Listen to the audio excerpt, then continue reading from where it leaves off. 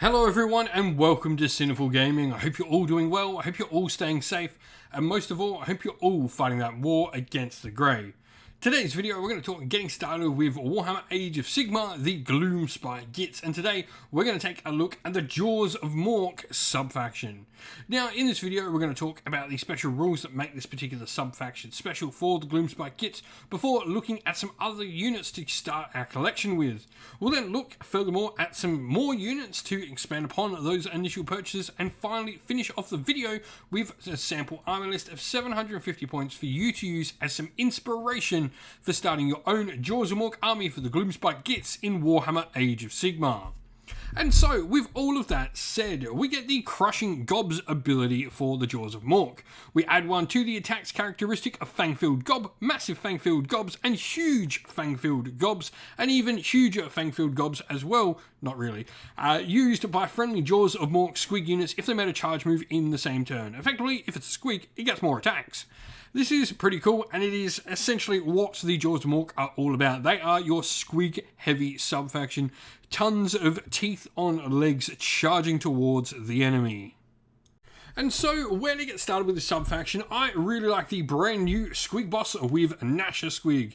First of all, he's a little hero, so he's going to count as a Galatian champion for you, and he's got the Mycophiles pouch as well, which allows him in your hero phase to pick a friendly Squig unit within 3 inch to be fed a batch of shrooms. If you do so, you apply one of the following effects. Each effect will last until the start of your next hero phase. The same effect cannot be fed to a batch of shrooms more than once in the same phase. So you can only put one effect on one unit, but you could put the same effect multiple times on different units of Squig Herd if you had multiple combinations. Now you can choose to either give them the Crimson Death Cap, giving them +3 inch to their move, the Yellow Lurker, where you turn the unmodified hit roll of an attack made by that unit with a Fang-filled Gob, Massive Fang-filled Gob, or Huge Fang-filled Gob. If that's 6, it'll cause a mortal wound in addition to any other damage, and the Sprout and Moon will add one to the attacks characteristic of that unit's Fang-filled Gobs, Massive Fang-filled Gobs, or Huge Fang-filled Gobs. Potentially in Jaws of Mork, taking them up to like 3 attacks each, which could be quite insane. So it's like, do I need mortal wounds to get through high armor, or will I be alright just punching out an absolute billion of attacks? He's also got a cool rule called Release the Squigs, where once per battle at the start of your hero phase, you can say this unit will release the Squigs. If you do so, each friendly Squig Herd unit wholly within 12 inch of this unit can make a normal move. It's going to be really cool because under Lie of the Battleline, your Squigs will be getting run and charged. This can be really nice. Now, Squig Herd are obviously where we're going to want to go to start with. They're a battleline unit available to us for the Grots. But they're also, going to just provide us with a decent number of troops as well. They're not cavalry, so they're a base unit. So the Fang-filled Gobs there, they've got 3 attacks each, which is just really, really nice. So you consider all the buffs can go up to 5 attacks per model. You've got the Squigs Gone Wild rule, where each time a cave squig in this unit flees before the model is removed, it effectively can cause mortal wounds to units nearby. And the Hurtling Squigs, the unit cannot receive commands. However, at the start of your hero phase, you can roll 1 dice for each Squig Herder in the unit, and for each 2+, you can return D3 cave squigs to the unit. For each 1, however, a Squig Herder is slain as they're sort of eaten by the Grots. And so, if we're looking at maybe other characters to look, the other sort of part of our Squig army is, of course, going to be the mounted Squigs. Now, the Squig boss and the Loon boss on Giant Cave Squig, I think, is really interesting in this time. Now, our other hero, obviously, is going to be able to play around with some of the rules in Galatian Champions, but the Loon boss on Giant Cave Squig has a rule pretty similar, where Let's Get Bouncing, where effectively he does the same thing as Galatian Champions, a unit fighting directly after him of Boingrot Bounders. This could be a pretty cool little combo. His Moonclan Stabber as well will improve the Rends when it charges, and he has, a nice melee stat where he's got Rend -1 and damage 2 on both of his weapon options. Now, the Squig Hoppers are going to be the first of the 2 units we're going to talk about. They can be built with the same kit, actually. The Boingrot Bounders come out of the same kit, though Squig Hoppers come in units of 10. Squig Hoppers' big thing is the boing boing boing, more where they effectively can do mortal wounds every time they make a normal move, run, or retreat over enemy units, which is really cool. The Boingrot Bounders, however, are a much harder unit. They're effectively like Squig riding knights, which is pretty darn cool. The Lancers of the Bounders have +1 damage and improve their rend by 1 when they make a charge, and they're pretty decent already. And then you've got the Fang-filled Gobs with 3 attacks on the right. on the Squigs themselves as well. Again, you know, this can go up to like 5 attacks with all the buffs on them, which can be insanely good. Lastly, though, for the Squigs, or where would we be without talking about the biggest Squig of them all, the Mangler Squig.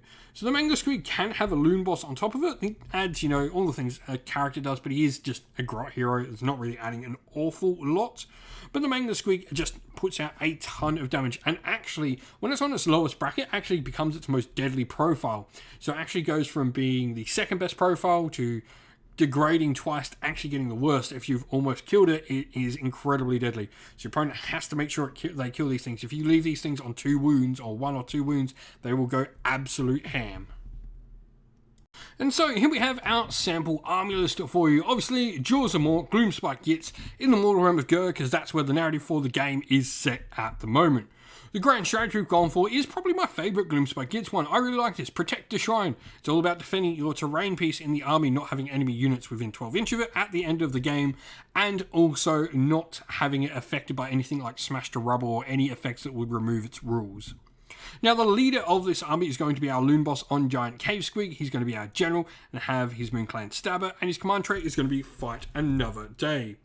What this command trait is going to allow him to do is, after he's fought, after all of his attacks have been resolved, he can make a 2d6 move, and he just has to end more than 3 inch away from enemy units.